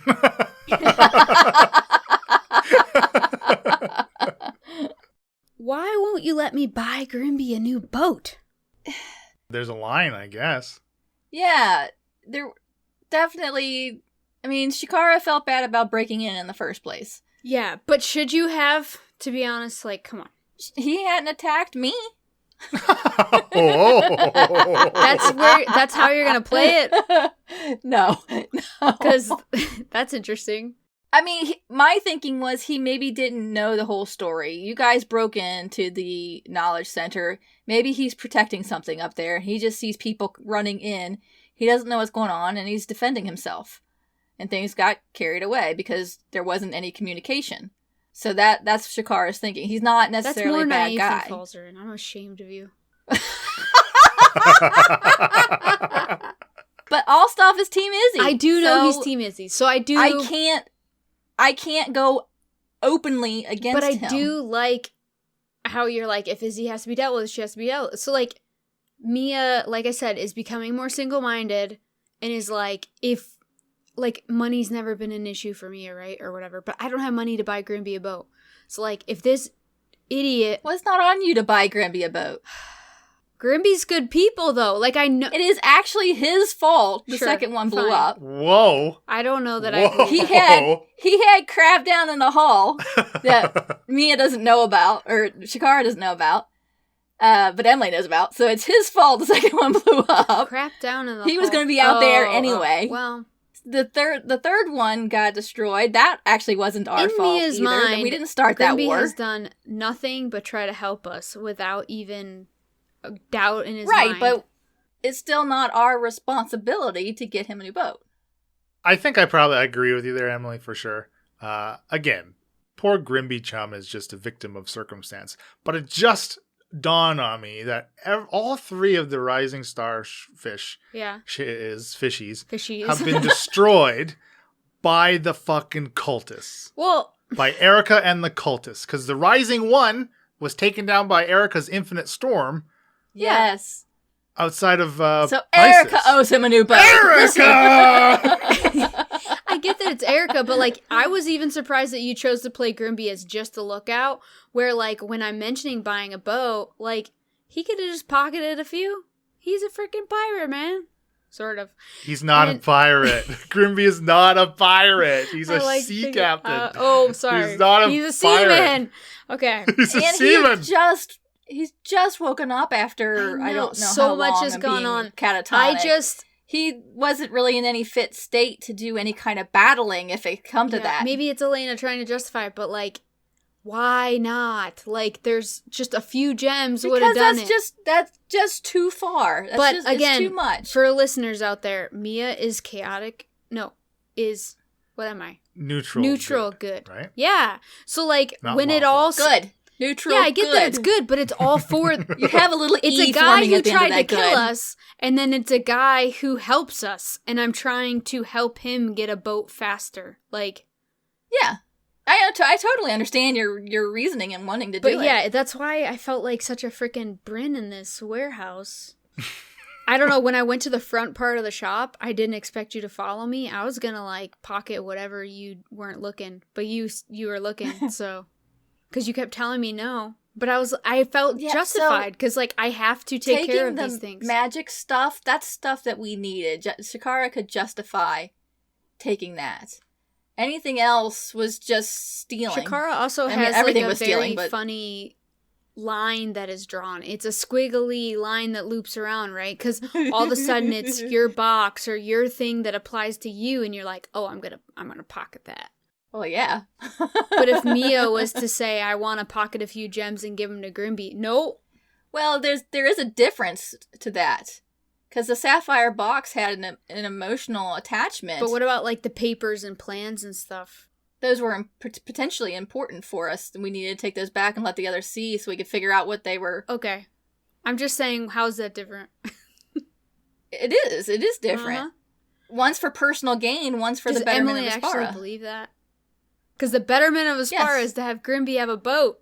Dang it. Not necessarily, now that we have portals. Dude, Grimby's not going to go through portals as his mode of transportation. Like, that's just not happening. If he separates from us, he won't, but I mean, he's gotten boats before, you can get him again. He's an able man, yes. Yeah. He's a grown man. He can take care of himself. He also said, like, I'm with you. If you got shit you're still dealing with, like, I'm there to help you with it, too. So I think he's going to very quickly become a land captain and not a sea captain. Maybe. Like, as Mia feel bad, we put his life in danger. We should have dumped out that stupid potion. Like, we're the reason why all of that timeline happened to him. Well, yeah, but his boat probably still would have been blown up by the cultists. It's gone. It's our fault. It was a hell of a ship. That's what I'm saying. You know, you might have been able to convince one of the Tritons to give him one of theirs. That would have been cool. Still good, I guess. That's just a 2-seater, though. They come in 4-seater. They come in SUVs. 4's not enough. Well, I guess the shaft sits on somebody's lap. So okay, here's a question I had when we were playing. Like, you both told Grimby that Alamar is dead. What is going to happen when Grimby hears Alamar's voice coming out of Falzarin's bag of holding? I think once we get back to the cave at the end of the episode, I think we would then explain in more detail everything that's happened. Okay. Right we just needed to get in, get out, get somewhere safe, and then we can explain everything to him. And we're not just dumping it on him. I honestly feel like it all requires explanation, because once you, like, if you were to go chronologically and explain in steps, then Shakara has to explain how and why she's in the coven, and, like, I don't know. Well, that is a good question of how much you're going to disclose to Grimby. Maybe I'll leave that up to Shakara, but maybe that'll have to role play out. I don't know. Yeah, we'll have to role play that out. Obviously, she's going to have to say something, because he could tell when she was feeling the portal being activated, and there's going to be differences to her besides just Sparky. Yeah. The other things that are different about her from the last time he saw her. Right. So something's going to have to be said. Is your tail 5 times bigger and I didn't notice? No. Oh, okay. You got wings? Power-wise. Power-wise. I mean, we're all way more powerful than the last time he saw us. Jeez. He's getting left behind. Yeah, I mean, I might try to explain to him that Kralakina is my dad, you know. No biggie. I killed my dad. I'm just part god, you know, nothing. I'm just nothing part new. god and I killed my dad, you know, whatever. That is something that he kind of does need to be brought up to speed. I mean, he knows he left Spices knowing there's a Kraken in the water, so he doesn't know he doesn't know anything. He doesn't know what's happening. And he doesn't have any information about the party's relationship with Isabella at all, really, right? Like, I mean, hell, he could certainly put two together as the people responsible for destroying the Rising 2 are also the same people that attacked Heraklion and blew up Rising 3. But, like, he doesn't really know who those people are, right? Or their relationship to the party or everything else. So, well, that was why I said, let me explain. No, there is too much. Yeah. Let me sum up. Yeah. Well, Grimby, we have 2 recaps that you could catch up on.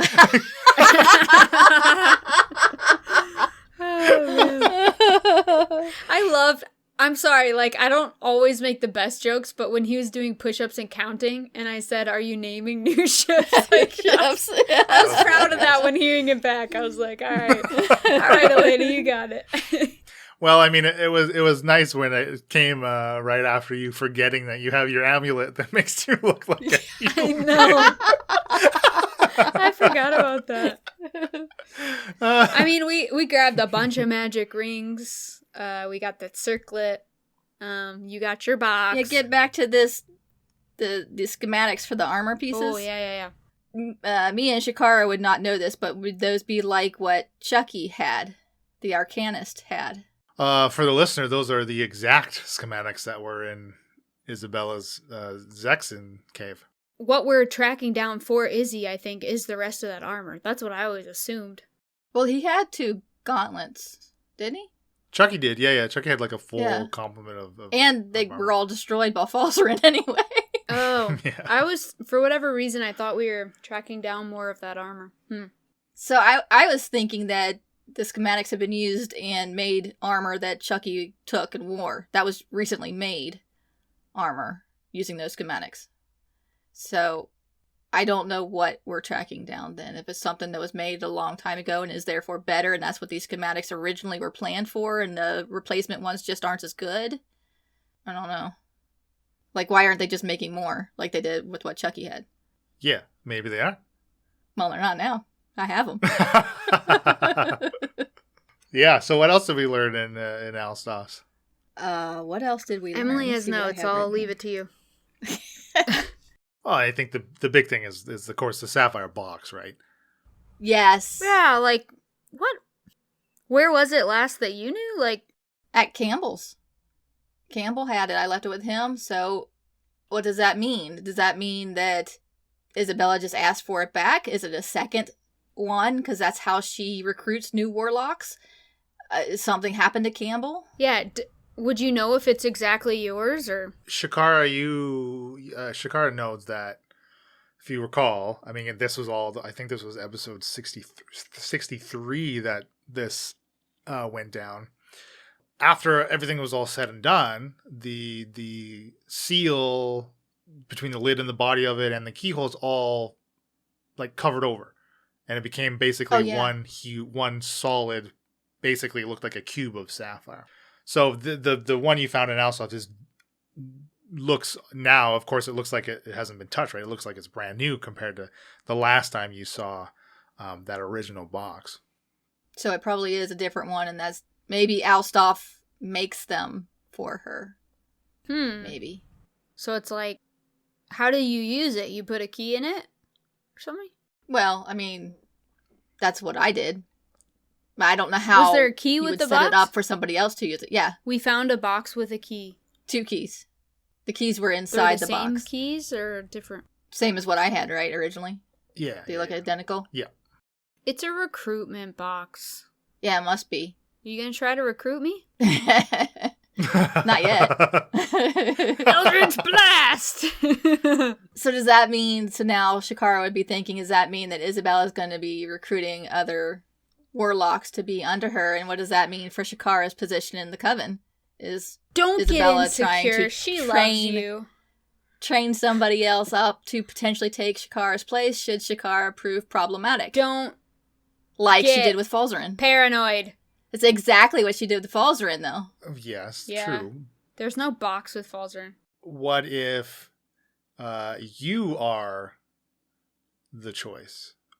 What if Falzarin was the failure and now you are what she's been successful with as far as recruitment goes? Like, you're the replacement. What if that, right? Like, so you think there may be a potential replacement for the replacement? Yeah. You may have gotten yours. I mean, if that's the way she would induct into a coven, she promised Falzarin a spot in the coven. She did. And she killed her sister, who was already in the coven. So maybe had Falzarin been successful that first trip to Pisces, he would have got a blue box. Yeah, maybe. Falzarin. Oh, that Izzy. Boy, she's got a lot of tricks up her sleeve. I don't know. That doctor good. That doctor. Oh, the good doctor. Or, I mean, maybe she never really promised maybe she never really intended to make Falzarin part of the coven. He was always just a stooge. And Sounds about right. she was still looking for somebody. She didn't know who, but she was hoping somebody else would come along. Because he had the scapulet, and Shakara never had the scapulet or anything. She got the blue box and didn't have a scapulet ever. So that seems more like a controlling thing. Yeah, it's a very different relationship for sure.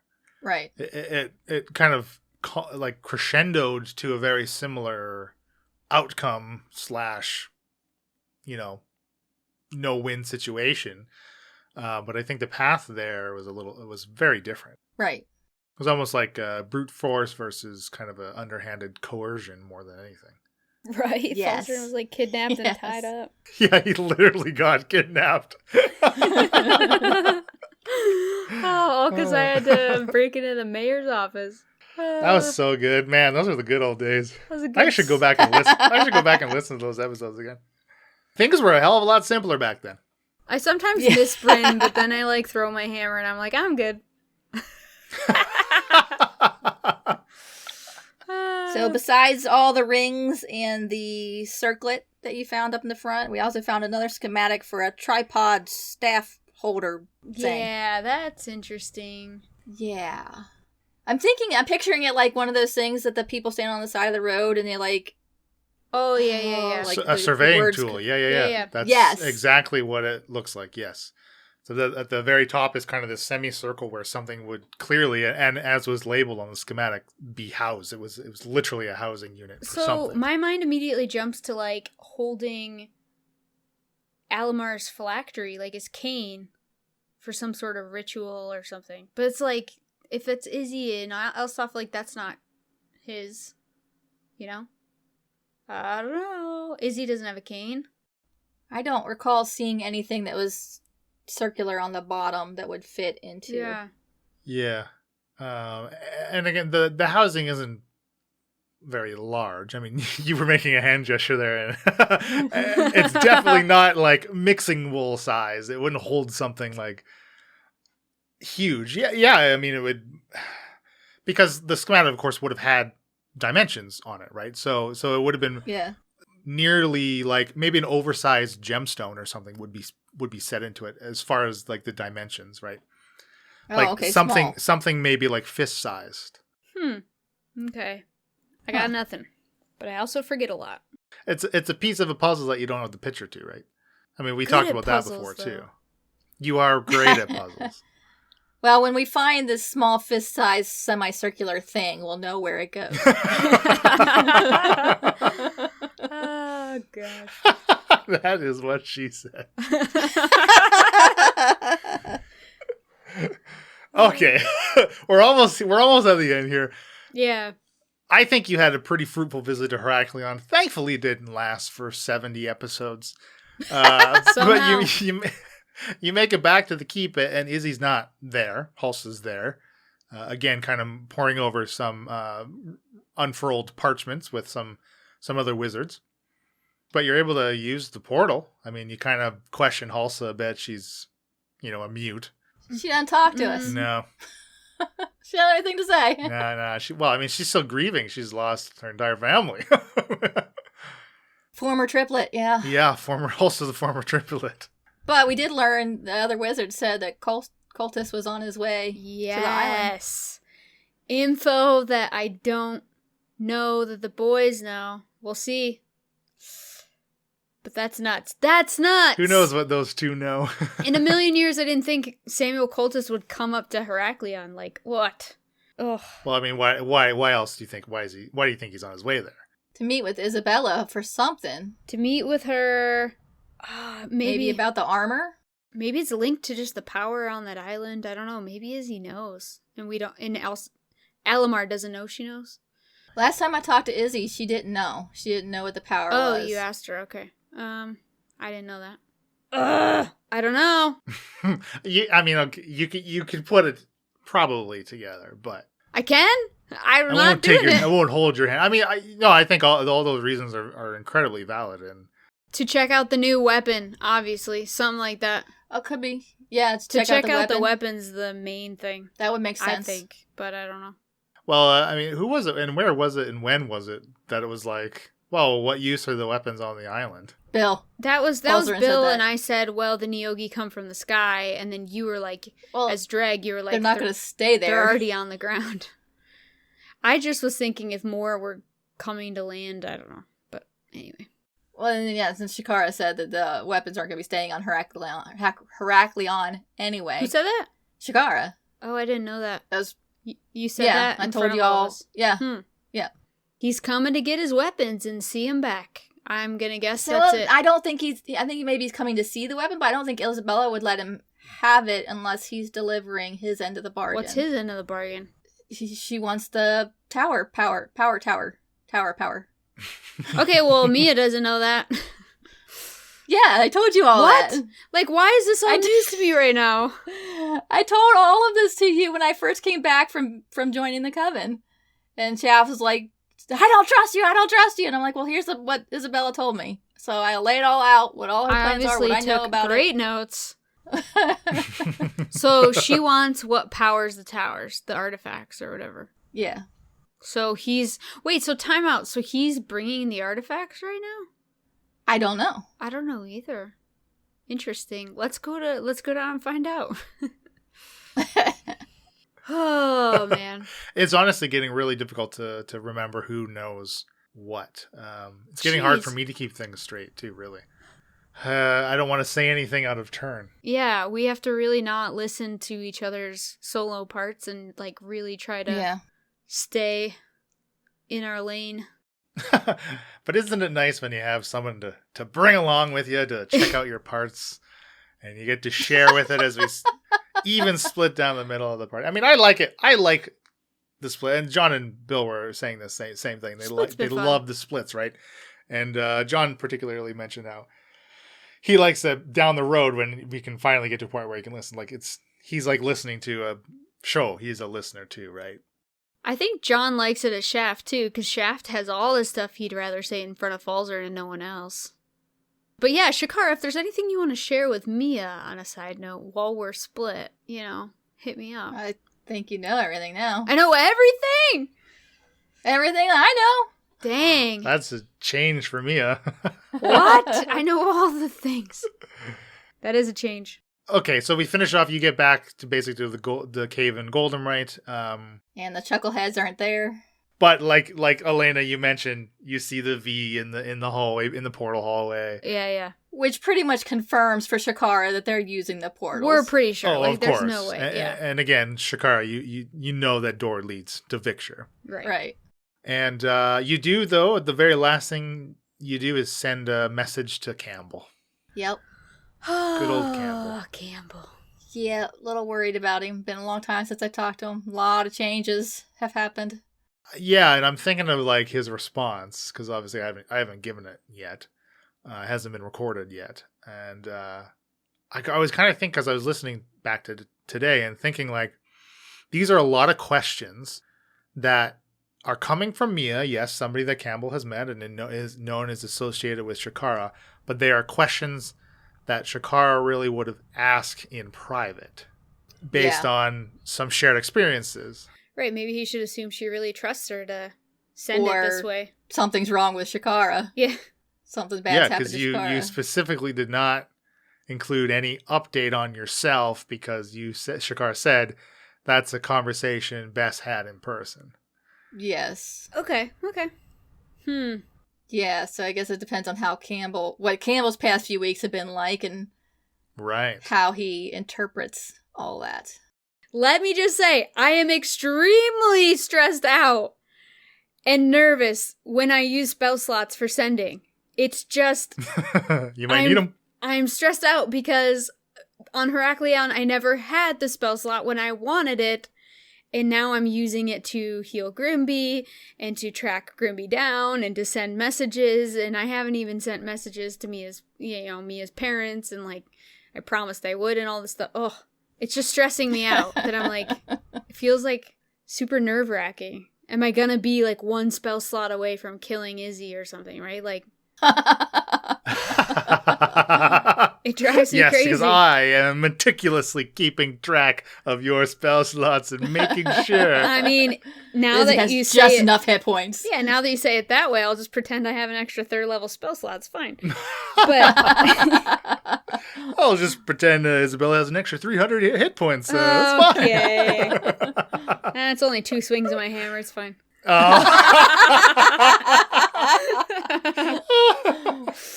The dang hammer you gave me is great. And no magical sword for Shakara. Dang it. I know. Yet again. So sad. Yet again. So let's finish off this episode. Let's bring the gentleman back. I have one last question for all of you to wrap up this after party. What do you think Dreg's doing right now? Oh my gosh. Planning on how to sabotage the weapon. Looking for allies. Eating a good shepherd's pie. Oh my gosh. Well, that's a good question. He only has a few people he can trust, I think. So, I think he's probably he's back in the city looking for, what's her name? What happened to the Dragonborn that was with him? Jacqueline. I would think she'd be trying to find Jacqueline. Do we know when's the last time we saw Jacqueline? That would be, I think, when she turned some of you invisible when you went, or was going to turn some of you invisible when you were going to go infiltrate the cultist encampment. I think you actually, yes, because Jacqueline wrote the sending scroll for you that Janella retrieved, so you didn't see Jacqueline when you were back in the city after all that stuff. I would think he's searching for Jacqueline, is my guess. He's shacking with Jacqueline. Mm-hmm. No, I'm probably more along those lines of Emily, like trying to find a way to sabotage invisibly, sneakily. Yeah, he's trying to destroy these. Like if they're not going to be used right, he's going to destroy them. Maybe. I don't know. I don't think he's a fool. I don't think he's going to go rushing right in, but he is pretty one-minded, focused, and right. Yeah. So I don't know. Yeah, I think that's a fair assumption. I think he probably is plotting, trying to find out how he can undo these weapons, this bastardization of his creation. Do you think he would kill Tinnerman? Mm-hmm. Yeah, I think probably. Like he's not a bad person, but if he believes that someone is doing something that's inherently terrible, which I do believe that, I think he, in his mind, these weapons are evil, or at least are too powerful to be potentially controlled by evil people and must go, in his opinion. So I think... Do you think he would cold-blooded kill Tinnerman, or do you think it would be more of they got into a big argument, heated thing, and he went off? Yeah, he was willing to fireball him. I don't think he'd plot. He'd come up with a ploy to assassinate Tinnerman. Run up behind him and stab him in the back. But I think if Tinnerman was standing in the way and saying no, he would use force if necessary. Yeah, I agree with that. So you all believe he teleported right back to Heraklion then? Yes. I think with how he presented it to us is that would be my assumption. The only thing I can think of is like if he's such a family man, he's like would zip home, have a long rest, see the wife and kids, and be like, this could be it, and then zip back to Heraklion. You know what I mean? Like, I don't know. Have a nice dinner, Write a farewell love note to the wife. No, are you kidding? In the state Dreg was that it would be like the most silently rage-filled dinner with his family ever. So he's got knuckles are white, gripping his fork as he's shoveling this shitty shepherd's pie his wife makes. He's like got face paint on. He's in war mode. He's just like, yeah. I mean, I guess only time will tell. Guess so. Question time? Sure. Oh, what? Oh, yeah. What do you got? We got a couple questions. Snap. Couple questions / comments. Britt was wondering what the performance role was for Shakara knocking over the vase. We didn't do it. Yeah, it was in the episode. Oh. And I wrote it down. But it never made it on air, though, right? It did. It was in there. Listen back, and I said it. Oh, did it? What? Was it 23? Maybe she's talking about a different role. That's the only one, though. It was real quick. It was said really quickly. So I said you knocked over I don't know what word I was trying to come up with when I said you knocked over a tincture, because I just looked it up. A tincture is more of a It's a drink. medicine It's a made by liquid. dissolving a drug and alcohol. Yeah. And I What thought the that was a fuck weird word thing was to I trying say, to but I was like, come okay, I don't think tincture whatever. is what you were Yeah, what going was for. I trying to... Sass Queen asked, how are you all so amazing? Aww. And said, I expect to hear this when I finally get to this episode. Hey, so the year is 2022, and you're finally hearing this. And we appreciate your support. You've really put in the time. No, you're awesome, Sass. I can't believe you're not skipping the after parties. I put my pants on one leg at a time like everyone else. All right? Okay. Not to tangent, but this brings to the front how much fun I have been having with our Discord. Sass has been a lot of fun, only slightly inappropriate. So anyone who is a listener and not in our Discord, I highly recommend, if you go to incorrigibleparty.com, I'm sure we've got a link there. Come join the fun over on Discord and chat with us and the rest of the folks there. It's good times. Good times with semi-okay people. Good times were had by some. Yeah, 60% of the time it's great 100% of the time. 69% of the time. That's right. Actually. Okay.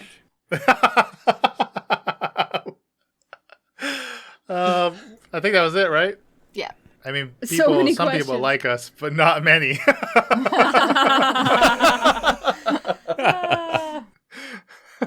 All right. We have anything coming up we want to talk about, or in the future? I think just really good episodes coming up. Yeah. Now, well, I'm sure we're going to be talking about some other things coming up in the near future.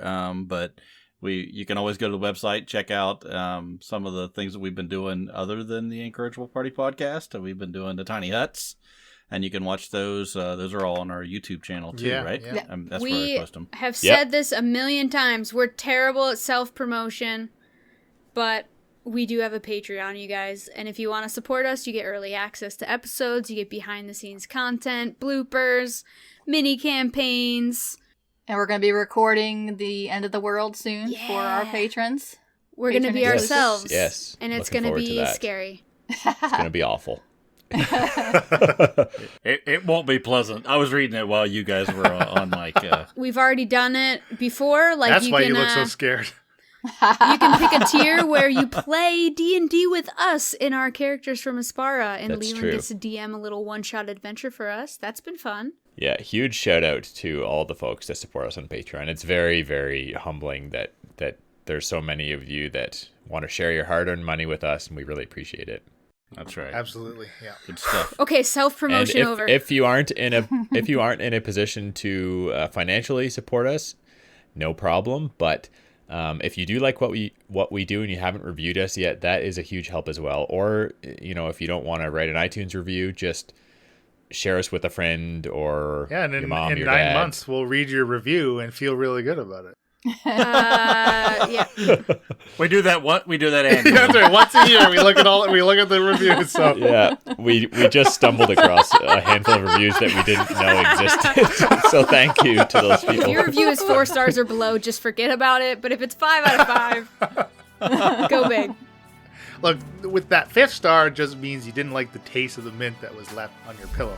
That's all it means. It's not some huge platinum thing. It's like just basically as good as 5. 4 is as good as 5. I agree. Yeah. Exactly. Whew. Okay, this was another long one, but it was Yep. inevitable. All right, we're gonna wrap this baby up. I've been John and Shaft. I've been Emily and Shakara. I'm Elena. I play Mia. I've been Bill and Falzarin. And I'm Leland Steele. Happy adventuring. Make Heraklion great again. Maha! The Maha! The Maha rocks.